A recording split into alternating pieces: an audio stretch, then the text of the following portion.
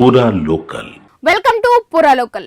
Formula ఈ car race కేసులో BRS working president KTR arrest తప్పదని పీసీసీ చీఫ్ మహేష్ కుమార్ గౌడ్ సంచలన వ్యాఖ్యలు చేశారు.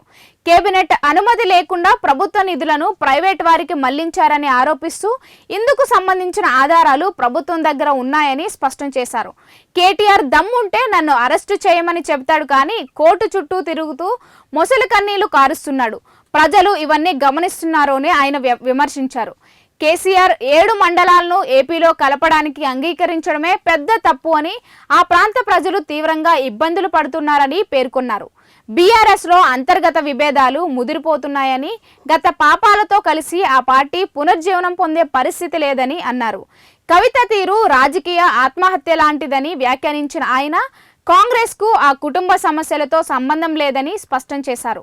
బీసీ బిల్లుల విషయంలో బీజేపీకి చిత్తశుద్ధి లేదని, కోరుకుంటే కేంద్రం ఒక్క రోజులోనే ఆమోదం తెలుపగలదని మండిపడ్డారు.